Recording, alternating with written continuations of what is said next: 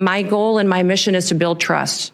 We will undertake a large job and a large duty that we have to fulfill, that the American people expect us to do, by securing our border, to make sure that our nation is a nation with borders, or we're no nation at all, and that we are making sure that those criminal actors that are perpetuating violence in our communities and in our cities and towns and states are removed from this country, that there's consequences for breaking the law in our country again. There has to be consequences, because when Americans break the law, there's consequences.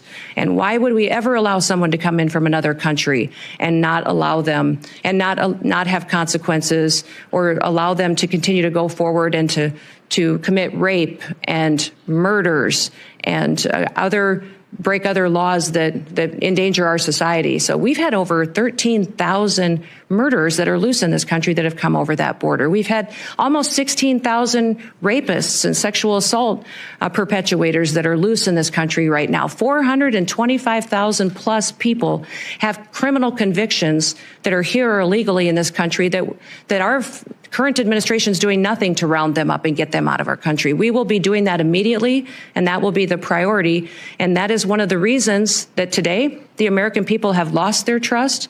President Trump will build it back and know that their federal government is accountable to them and is working to put America first again. So, Governor, how do you plan to prioritize the detention and deportation of illegal immigrants like Sarah's killer? Yes, Senator. Thank you for telling Sarah's story. I remember when this happened, because it was so close to home and so devastating for her and her family and the entire state of Iowa and our country.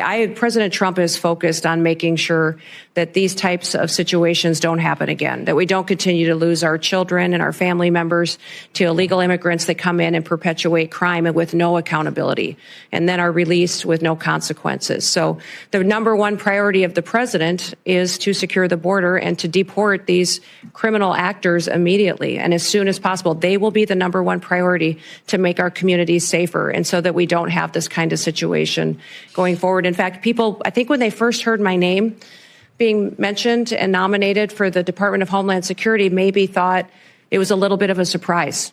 Like, oh, I didn't think about Kristi doing that job. But I tell people the reason that I asked for it is because I knew it was the president's number one priority. I knew that it needed to have someone in the position that would do what the president promised the American people, would be strong enough to do it, and follow through to make sure that we're protecting our communities and America, but that also came at it from a perspective of how these families feel, that was a wife and a mom and a grandmother, and would be able to stand up and communicate to the American people what we were doing and why we were, because it's what they asked us to do. I have 3 grandchildren and 1 more on the way, and when I look at little Miss Addie every day, I just think, what kind of a country is she going to grow up in? What kind of a country will we leave her and her brother and his sister? And I don't want them to think that their grandma sat on the sidelines and didn't do all that she could. So I will enforce the Constitution and the law, and I will make sure that when people enact horrific things like this that happened to Sarah and her family, that there will be consequences for it. Yeah, absolutely.